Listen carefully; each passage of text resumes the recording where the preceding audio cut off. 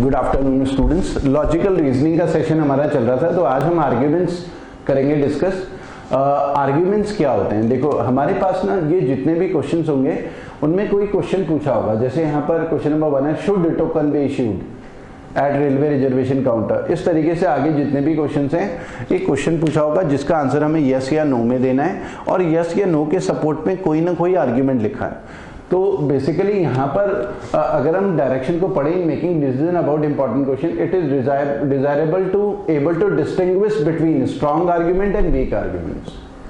देखो अब हमारे बहुत सारे आर्ग्यूमेंट्स ऐसे होंगे जो वीक आर्ग्यूमेंट्स होंगे, तो हमें ना आर्ग्यूमेंट्स को डिस्टिंग्विश करना आना चाहिए, स्ट्रॉन्ग आर्ग्यूमेंट्स क्या है, वीक आर्ग्यूमेंट्स क्या है। फॉर एग्जांपल, अगर दो लोगों में डिबेट हो रही है, डिस्कशन हो रहा है और दोनों आर्ग्यूमेंट कर रहे हैं एक दूसरे के साथ, मान लो एक इंडिविजुअल ने ऐसा आर्ग्यूमेंट बोला कि सामने वाले के पास जवाब ही नहीं है, तो इसका मतलब है उसका आर्ग्यूमेंट स्ट्रांग था।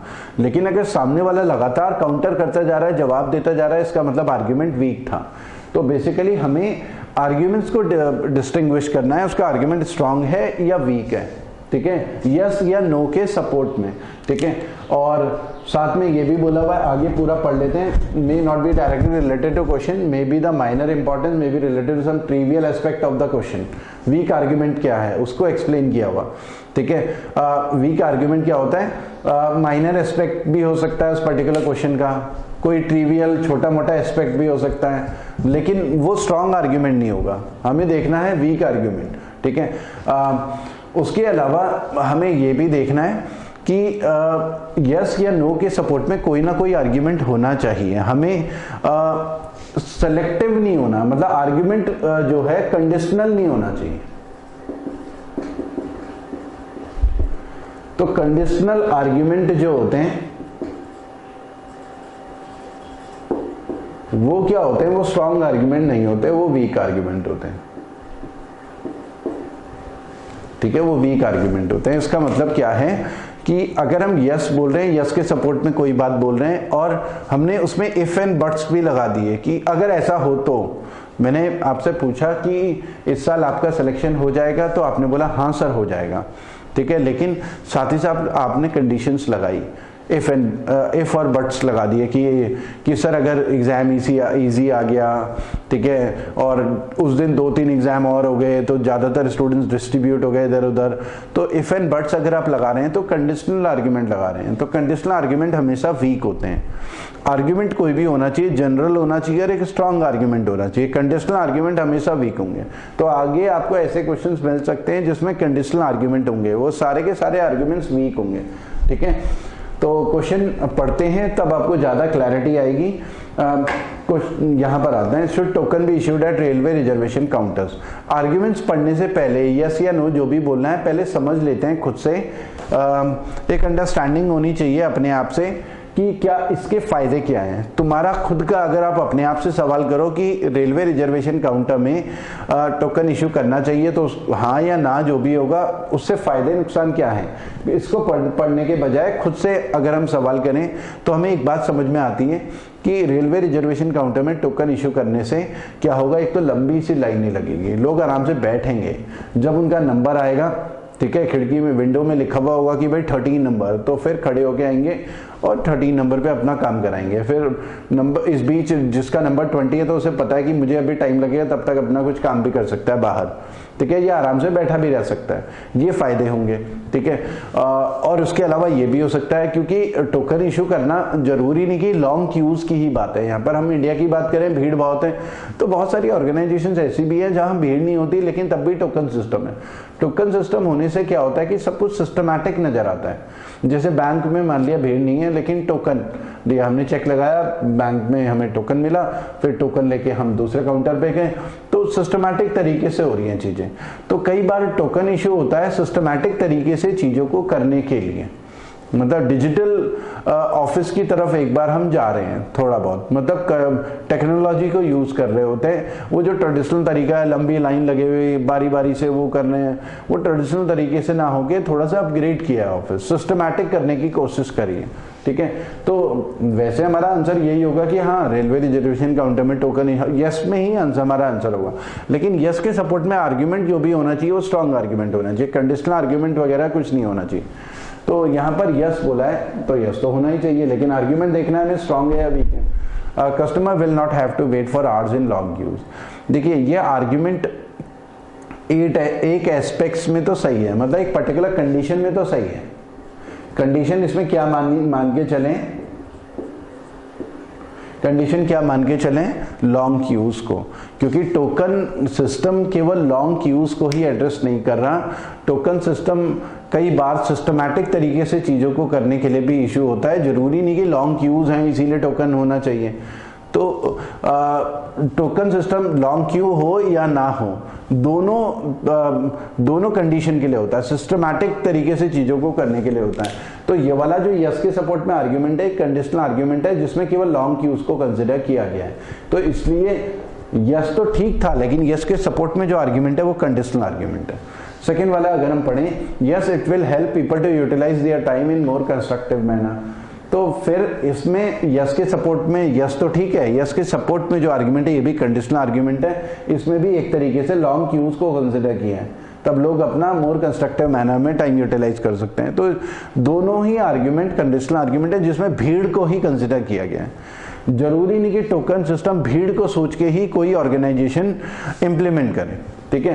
तो दोनों ही हमारे वीक आर्ग्यूमेंट हो गए, तो हमारा आंसर होगा थर्ड, फर्स्ट का, ठीक है। हमें देखिए अगर फर्स्ट स्ट्रांग है तो फर्स्ट आंसर है, सेकंड स्ट्रांग है तो सेकंड, यहाँ पर लिखा है दोनों में से कोई स्ट्रांग नहीं है तो थर्ड ऑप्शन है, और फोर्थ आंसर है अगर दोनों स्ट्रांग है, ठीक है। आगे आते हैं नेक्स्ट।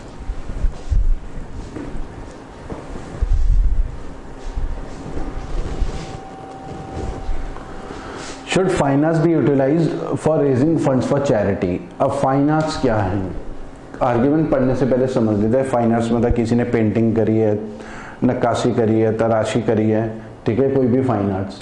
अब मैं आपसे मान लिया क्वेश्चन पूछ रहा हूँ, ये जो फाइन आर्ट्स हैं, बड़े बड़े पेंटर्स हैं, पेंटिंग बना रहे हैं, तो क्या उनकी पेंटिंग वगैरह को चैरिटी के लिए यूज़ करना चाहिए कि नहीं? तो अब कुछ लोग बोलेंगे कि हाँ सर करना चाहिए, लेकिन सबसे इम्पॉर्टेंट इसमें क्या है, जो प्रॉपर्टी है, किसी की प्राइवेट प्रॉपर्टी है, तो उस डिसीजन किसी भी उसी इंडिविजुअल का होना चाहिए, क्योंकि फाइन आर्ट्स किसी ना किसी की प्राइवेट प्रॉपर्टी तो होगी, किसी ना किसी की क्रिएटिविटी तो होगी, तो कोई भी डिसीजन होगा उन्हीं के कंटेक्स्ट में, क्योंकि वो ओनर हैं उस फाइन आर्ट्स के। तो इस कंटेक्स्ट में हमारा आंसर होना चाहिए। अगर हम खुद मान लो कि हमारी खुद की फाइन आर्ट्स हैं और कि कोई और बोले कि नहीं तुम्हारी फाइन आर्ट तो चैरिटी के लिए जाना चाहिए, लेकिन वो डिसाइड करने वाले तो हम हैं। हो सकता है हम चैरिटी में दें, हो सकता है ना दे। बहुत सारे लोग चैरिटी में देते भी हैं, बहुत सारे लोग नहीं देते, ठीक है। तो यहाँ पर जो भी आर्ग्यूमेंट होगा यस नो, वो किस कंटेक्स्ट में होगा, जो फाइन आर्ट्स का ओनर है उनको एड्रेस करते हुए होना चाहिए, ठीक है, वो बहुत इंपॉर्टेंट है। तो यहाँ पर बोला है कि चैरिटी में के लिए यूज नहीं होना चाहिए, नो बोला है। तो देख लेते हैं यहाँ पर मना कर रहे हैं, तो नो के सपोर्ट में बोल क्या रहे हैं कि fine arts are an expression of feeling and expectation of artist, तो ये करेक्ट है। Commercialisation would kill the basic idea behind fine arts, तो ये नो के सपोर्ट में बहुत स्ट्रांग आर्ग्यूमेंट है। बेसिकली अगर तुम मना कर रहे हो कि नहीं होना चाहिए, क्योंकि अगर ऐसा हो गया तो वो क्या करेगा, बेसिक आइडिया खत्म करेगा। तो बेसिकली कोई भी आर्टिस्ट है, उसकी क्रिएटिविटी है, इतनी मेहनत कर रहा है, और अगर उसका जो फाइन आर्ट्स है वो चैरिटी के लिए चला जाए, तो वो अपने नाम कमाने के लिए, पैसा कमाने के लिए या पॉपुलैरिटी के लिए, कुछ ना कुछ किसी ना किसी चीज के लिए तो वो कर ही रहा है मेहनत, और अगर उसका वो सारी चीजें चैरिटी में जाएंगी तो वो इतना क्रिएटिव नहीं रहेगा, उसका जो एंथुसियाज्म है वो गिर जाएगा। या किसी ने बचपन में सोचा है कि मैं बड़े होके बहुत बड़ा पेंटर बनूंगा, तो उसका बचपन में ही सपना टूट जाएगा कि यार पेंटर बन के फायदा क्या है, सारी चीजें तो चैरिटी में चले जाएंगी, ठीक है। तो ये जो आर्ग्यूमेंट है नो के सपोर्ट में, वो स्ट्रांग आर्ग्यूमेंट है बिल्कुल, ठीक है, कि फाइन आर्ट्स जो है expression of feeling and expectations of artist है। Commercialisation would kill the, basically ये किसके कंटेक्स्ट में, सीधा फाइन आर्ट्स के ओनर के कंटेक्स्ट में, ठीक है। तो इसलिए ये नो के सपोर्ट में स्ट्रांग आर्ग्यूमेंट है। नो या यस जो भी हो, फाइन आर्ट्स ओनर की कंटेक्स्ट में होना चाहिए। yes, many people would not give money for charity unless they get something in return।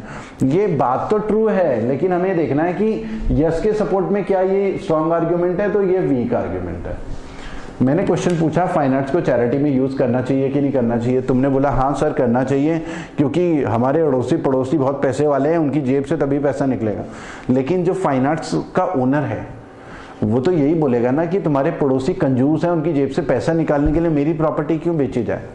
जो भी आर्ग्यूमेंट होना चाहिए यस या नो, फाइन आर्ट्स के जो ओनर है उसके कंटेक्स्ट में होना चाहिए।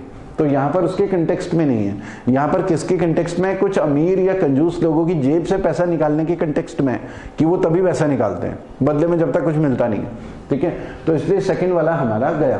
तो इसका आंसर होगा हमारा first option, only first follow. Question number 3, do long pipeline from rivers to cities far away achieve the intended results efficiently. तो यहां पर बोला है कि वो वाली पाइपलाइन रिवर से सिटी जो बहुत दूर है, फार अवे है, तो अचीव द इंटेंडेड रिजल्ट क्या है कि इतना पैसा खर्च करेंगे, फिर वो रिजल्ट भी मिलना चाहिए, लोगों तक पानी भी पहुंचना चाहिए। ठीक है, तो क्या वैसे रिवर जो सिटीज बहुत दूर है पाइपलाइन बिछाई जाती है क्या? नॉर्मली नहीं बिछाई जाएगी अगर प्रैक्टिकली सोचें, क्योंकि फाइनेंशियल वायबिलिटी देखी जाती है, पैसा बहुत खर्च होगा। वो सिटीज जो बहुत दूर है तो बहुत पैसा खर्च होता है, मेंटेनेंस कॉस्ट होती है, कई चीजें हैं। ठीक है, तो और फिर रिवर से डायरेक्ट सिटीज में ऐसे पाइपलाइन ना बिछाकर बेटर ये रहता है कि हम क्या करें, ग्राउंड वाटर जो है, ग्राउंड वाटर उसको एक्सट्रैक्ट करें और फिर पाइपलाइन बिछा के सिटी तक पहुंचाएं, जगह जगह पे ग्राउंड वाटर को एक्सट्रैक्ट करके। और रिवर से कभी भी डायरेक्ट ऐसे पाइपलाइन नहीं बिछाई जाती। इरिगेशन कैनाल्स वगैरह तो खींची जा सकती हैं, लेकिन ऐसे पाइपलाइन सिटीज में नहीं बिछाई जाती। ठीक है, इरिगेशन कैनाल जरूर रिवर से खींची जा सकती हैं। तो यहाँ पर थोड़ा समझने वाली बात है। ठीक है, पैसा बहुत खर्च होगा, इंटेंडेड रिजल्ट बेसिकली सिटीज में पहुंचाना है तो पीने का पानी, घरों तक पानी पहुंचाना होगा, और रिवर से डायरेक्ट नहीं पहुंचाया जाता कभी। ठीक है, बेसिकली वहां पर ग्राउंड वाटर से पीने का पानी, या हम वेल वगैरह या ट्यूबवेल वगैरह उसे खोद कर वहां से पानी एक्सट्रैक्ट किया जाता है। ठीक है, तब लोगों के घरों तक सप्लाई होता है। ठीक है, तो हमारा जो है आगे अगर पढ़े आर्ग्यूमेंट कि लॉन्ग पाइपलाइन जो सिटी से रिवर है फार अवे, इंटेंडेड रिजल्ट मिलेगा कि नहीं, आर्ग्यूमेंट में बोला है पहले में कि नहीं मिलेगा, it is not a financially viable proposition. तो ये स्ट्रॉन्ग आर्ग्यूमेंट है।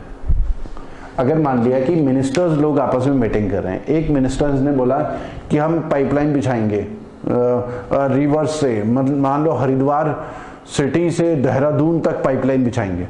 ठीक है, देहरादून तक पानी पहुंचाने के लिए। तो एक मिनिस्टर ये भी बोल सकता है कि नहीं ये फाइनेंशियली वायबल नहीं है, तो उस मिनिस्टर का आर्गुमेंट स्ट्रांग है कि हाँ इतनी दूर से आप पाइपलाइन बिछाएंगे और 70-60 किलोमीटर पाइपलाइन बिछाएंगे तो वो इंटेंडेड रिजल्ट मिलेगा नहीं। ठीक है, तो ये क्योंकि हर चीज में फाइनेंशियल एस्पेक्ट जरूर होता है किसी भी प्रोजेक्ट में, तो ये नो के सपोर्ट में स्ट्रॉन्ग आर्गुमेंट है। दूसरा अगर हम देखें, नो यहां भी मना कर रहे हैं, लेकिन नो के सपोर्ट में क्या बोला है, due to leakages only fraction of water will reach the cities. इसमें अननेसेसरी लीकेजेस को कंसीडर किया गया, ये एक कंडीशनल आर्गुमेंट है, अननेसेसरी लीकेज को, क्योंकि यहां पर आर्गुमेंट वीक इसलिए है, एक एस्पेक्ट तो है लेकिन ये आर्गुमेंट वीक है। कोई भी उस इंडिविजुअल की बात काट सकता है, बोल सकता है कि क्यों अननेसेसरी लीकेज को कंसीडर कर रहे हो, हम बढ़िया क्वालिटी के पाइप लगाएंगे, मेंटेनेंस करेंगे। तो वो आर्गुमेंट वीक है, एक एस्पेक्ट तो है लेकिन वीक आर्गुमेंट है। ठीक है, तो ये हमारा नहीं होगा, फर्स्ट होगा इसका आंसर थर्ड का। Question number 4, should see sand be mixed with cement when used in construction work. तो पहले ही समझ लेते हैं सी सैंड क्या कंस्ट्रक्शन वर्क में यूज होता है। तो सी सैंड नॉर्मली कंस्ट्रक्शन वर्क में यूज नहीं होगा क्योंकि सी सैंड लूज होती है ज़्यादा। कंस्ट्रक्शन वर्क में बेसिकली रिवर सैंड, आपको समझना है, रिवर सैंड ज़्यादातर यूज होती है, माइनिंग वगैरह होती है और रिवर सैंड वगैरह ज़्यादा यूज होती है। तो आर्ग्यूमेंट देखते हैं, no sea sand prevents the cement from setting properly. No बोला है कि नहीं, सी सैंड नहीं होना चाहिए। नो के सपोर्ट में आर्ग्यूमेंट स्ट्रॉन्ग बोला है क्योंकि लूज ज्यादा होता है सी सैंड और वो सीमेंट को सेट ही नहीं होने देगा प्रॉपर्ली। ठीक है, लूज ज्यादा होता है, कंस्ट्रक्शन में नहीं यूज हो सकता। और दूसरे में बोला कि हाँ करना चाहिए, यस के सपोर्ट में बोला है sea sand are available in abundance. Yes के सपोर्ट में जो आर्ग्यूमेंट बोला है वो वीक आर्ग्यूमेंट है कि अबंडेंस का मतलब भरपूर है, सी सैंड भरपूर, जो चीज भरपूर हो तो जरूरी थोड़ी कि सीमेंट में मिलाया जाए। मिट्टी भरपूर है तो क्या ये आर्ग्यूमेंट नहीं बनेगा ना कि सीमेंट में मिलाया जाए, जो सीमेंट के लिए बेटर रहेगा। ठीक है, कंस्ट्रक्शन के लिए बेस्ट है जो, वो चीज में लानी चाहिए, जो एबंडेंस से ज्यादा है वो नहीं, ठीक है। तो हमारा जो है ये वीक आर्ग्यूमेंट है यस के सपोर्ट में, ठीक है। तो हमारा क्या है, इसका भी फर्स्ट आंसर हो गया। Fifth, should the government own land, क्या सरकार के पास जमीन होनी चाहिए कि नहीं, ठीक है। गवर्नमेंट ओन लैंड का मतलब कि जैसे हम देखते हैं जंगल या सड़कें वगैरह पब्लिक प्रॉपर्टी हम बोलते हैं, तो गवर्नमेंट ओन कर रही है लैंड। जैसे हॉस्पिटल्स हैं, गवर्नमेंट हॉस्पिटल्स हैं, पार्लियामेंट बिल्डिंग है, तो गवर्नमेंट ओन कर रही है लैंड, ठीक है। पहाड़ जो है, जंगल है, वो सब गवर्नमेंट ओन कर रही है। तो गवर्नमेंट को ओन करना चाहिए कि नहीं करना चाहिए, कि सब कुछ प्राइवेट लोगों के हाथ में हो, तो आर्ग्यूमेंट उसी से रिलेटेड होगा। तो पहले में बोला है कि नहीं, गवर्नमेंट को नहीं रखनी चाहिए property, government is non profit organisation.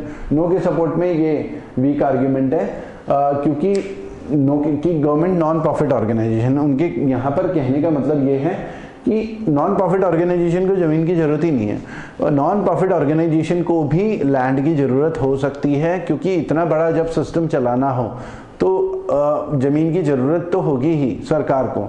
जैसे फॉर एग्जांपल पार्लियामेंट बिल्डिंग है या विधानसभाएं हैं, तो वहां पर अगर सरकार की जमीन नहीं होगी, प्राइवेट लोगों की जमीन होगी, तो कल के दिन तो वो बोलेंगे हमारे घर में बर्थडे पार्टी है, पार्लियामेंट खाली करो। तो ऐसा तो पॉसिबल नहीं है ना। गवर्नमेंट स्कूल्स खोल लें, हॉस्पिटल्स खोल लें, बहुत सारी चीज़ें, विधानसभा, गवर्नमेंट ऑफिसर्स खोल लें, तो सरकार के पास ज़मीन तो होना ही चाहिए, इतना बड़ा सिस्टम चलाना है। और यहाँ पर मना कर रहे हैं कि गवर्नमेंट नॉन प्रॉफिट ऑर्गेनाइजेशन है, तो ये नो के सपोर्ट में वीक आर्ग्यूमेंट है। दूसरे में बोला है, दूसरे में भी मना करा है कि गवर्नमेंट को लैंड ओन नहीं करना चाहिए, there are many homeless people, ये भी नो के सपोर्ट में वीक आर्ग्यूमेंट है कि बहुत सारे लोगों के पास घर नहीं है, इसलिए सरकार को नहीं लेना चाहिए। तो ये भी नो के सपोर्ट में वीक आर्ग्यूमेंट है। अगर बहुत सारे लोगों के पास घर नहीं है तो सरकार ही प्रोवाइड करेगी ना, प्राइवेट के पास सब कुछ होगा। तो प्राइवेट क्या होते हैं, फिर प्राइवेट प्रॉफिट ओरिएंटेड रहते हैं, ठीक है, कैपिटलिस्ट इकोनॉमी हो जाएगी। तो क्योंकि गवर्नमेंट अगर ओन करेगी तो वही सोशलिस्ट इकोनॉमी रहेगी, लोगों को घर मिलेगा आगे जाके। तो इसमें हमारा दोनों ही वीक आर्ग्यूमेंट है। तो हमारा आंसर होगा थर्ड, नाइदर। हमारा आंसर होगा थर्ड, नाइदर।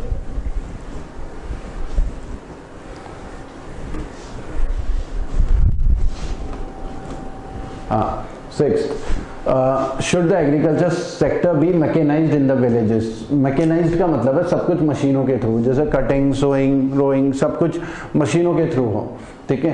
तो वैसे तो होना ही चाहिए। उससे क्या होगा कि वेस्टेज भी कम होगा, प्रोडक्टिविटी भी इंक्रीज होगी। अगर मैकेनाइज्ड होगा, ह्यूमन लेबर भी कम लगेगी, ठीक है। तो आर्ग्यूमेंट बोला है नो कि नहीं होना चाहिए mechanised, it should not be. No के सपोर्ट में जो आर्ग्यूमेंट था वो कुछ था ही नहीं, तो ये तो वीक ही आर्ग्यूमेंट है। यहाँ कुछ बोला ही नहीं कि नो, आर्ग्यूमेंट ही नहीं कुछ लिखा है, ठीक है। तो यहाँ पर तो ये वीक ही हो गया। Yes, villages will look neat and clean. यहाँ पर यस तो बोला, होना तो चाहिए ही, वैसे प्रोडक्टिविटी इंक्रीज होगी, ठीक है, वेस्टेज भी कम होगा, ठीक है। तो यस तो बोला, ये तो ठीक है, लेकिन यस के सपोर्ट में जो आर्ग्यूमेंट बोला कि गाँव साफ सफाई के साथ दिखेगा, तो यस के सपोर्ट में वीक आर्ग्यूमेंट है। मैकेनाइजेशन साफ सफाई के लिए नहीं हो रहा है, साफ सफाई के लिए तो स्वच्छ भारत अभियान होना चाहिए, ठीक है। यहाँ पर मैकेनाइजेशन हो रहा है प्रोडक्टिविटी इंक्रीज करने के लिए, ठीक है, एडवांस्ड मेथड यूज करने के लिए, ताकि प्रोडक्टिविटी इंक्रीज हो। तो यस के सपोर्ट में, यस तो आंसर होना चाहिए, लेकिन यस के सपोर्ट में वीक आर्ग्यूमेंट है, तो इसका आंसर हो गया third. Question number 7, should the strikes भी legally banned in India. Strikes क्या इंडिया में लीगली बैन होना चाहिए? तो क्या पहले तो ये देखते हैं कि स्ट्राइक्स क्या इंडिया में लीगली बैन है कि नहीं है। स्ट्राइक्स इंडिया में लीगली बैन है कि नहीं है। तो अगर हम ये देखें तो इंडिया में स्ट्राइक्स, जैसे हम बोलें कि आईएएस ऑफिसर्स हो गए, पुलिस हो गए, आर्मी हो गया, डिफेंस फोर्सेस, उनके लिए बैन है स्ट्राइक्स। वर्कर्स स्ट्राइक में जा सकते हैं, ठीक है। और तो इंडिया में लीगली बहुत सारी ऑर्गेनाइजेशन के लिए स्ट्राइक्स बैन है, वर्कर्स जा सकते हैं। और वर्कर्स के लिए भी स्ट्राइक लीगली बैन हो सकती है जब एस्मा लग जाए, एसेंशियल सर्विसेज मेंटेनेंस एक्ट, उस केस में भी स्ट्राइक्स इंडिया में लीगली बैन हो सकती हैं, ठीक है। तो एसेंशियल सर्विसेज मेंटेनेंस एक्ट जब सरकार लगाएगी तो वर्कर यूनियन भी, अगर कोई भी वर्कर भी अगर स्ट्राइक में गया है तो वो बैन हो जाएगी इंडिया में, ठीक है। तो no, because the worker will lose the, तो नो के सपोर्ट में बोला है because the worker will lose the right of expression would be subjected to, ये बिल्कुल नो के सपोर्ट में स्ट्रॉन्ग आर्ग्यूमेंट है। इसीलिए इंडिया में स्ट्राइक्स लीगली बैन नहीं है, खासकर वर्कर्स के लिए स्ट्राइक का राइट दिया गया है। वर्कर्स को स्ट्राइक में जा सकते हैं क्योंकि उन्हें मैनेजर्स क्या कर सकते हैं, डिक्टेटर बन सकते हैं, मनमानी कर सकते हैं, ठीक है। तो इसलिए स्ट्राइक का राइट दिया गया है वर्कर्स को इंडिया में। ऑफिसर्स को ना दिया गया हो, पुलिस को, आर्मी को, डिफेंस फोर्सेस को ना दिया हो, लेकिन वर्कर्स को दिया गया। दूसरे बोला कि हाँ होना चाहिए because strike hamper production, create artificial scarcity of necessary goods, क्योंकि प्रोडक्शन तो हैम्पर होता ही है, आर्टिफिशियल स्कैर्सिटी भी होती है चीजों की, ठीक है। और ये यस के सपोर्ट में स्ट्रॉन्ग आर्ग्यूमेंट है। इसी वजह से सरकार एस्मा लगा देती है। अगर आर्टिफिशियल स्कैर्सिटी हो रही है तो एस्मा लगा देते हैं, स्ट्राइक क्या हो जाता है, इलीगल डिक्लेयर हो जाती है, फिर केस भी फाइल हो सकता है। तो दोनों नो या यस के सपोर्ट में स्ट्रॉन्ग आर्ग्यूमेंट है। इस वजह से स्ट्राइक बैन नहीं है इंडिया में और इस वजह से एस्मा है, ठीक है। तो हमारा जो आंसर है वो है 7th का। Question number 8, should the guides published to guide the students be banned? Guides जो हैं, गाइड्स जो होती हैं, मार्केट में गाइड्स आती हैं जिसमें हमने कोई बुक खरीदी है तो उसमें जो है बुक की गाइड्स मतलब क्वेश्चन आंसर फॉर्म में होता है। एक तो होता है टेक्स्ट बुक जिसमें पूरा चैप्टर लिखा हुआ है, गाइड्स में क्या होता है, क्वेश्चन आंसर्स होते हैं, पूरा एक्सप्लेनेशन। तो अब गाइड्स वैसे प्रैक्टिकली सोचें तो बैन होनी चाहिए क्या? गाइड नॉर्मली हमारी काफ़ी हेल्पफुल भी, हम गाइड खरीदा है तो क्वेश्चन आंसर फॉर्म में सीधे याद करके एग्जाम में जा सकते हैं, काफ़ी हेल्पफुल है, वरना फिर सर्च करना पड़ेगा, काफ़ी प्रॉब्लम्स होंगी, ठीक है। तो आर्ग्यूमेंट्स कि गाइड्स बैन नहीं होना चाहिए, no, because these are of immense help to the weak student tackling, तो करेक्ट है, नो के सपोर्ट में स्ट्रॉन्ग आर्ग्यूमेंट है, इसलिए गाइड्स मार्केट में बैन नहीं है, ठीक है। यही रीजन है कि गाइड्स मार्केट में बैन नहीं है। फिर yes, because only then students will start reading text book which alone can impart true knowledge about the subject, तो ये भी करेक्ट है, यस के सपोर्ट में स्ट्रॉन्ग आर्ग्यूमेंट है। इसीलिए बहुत सारी यूनिवर्सिटीज क्या करती हैं, गाइड को बैन करती हैं और बोलती हैं कि नहीं, स्टूडेंट्स को पूरा वो पढ़ना है, और क्योंकि वो ट्रू नॉलेज देता है, ठीक है। तो हमारा इसका आंसर हो जाएगा 4th।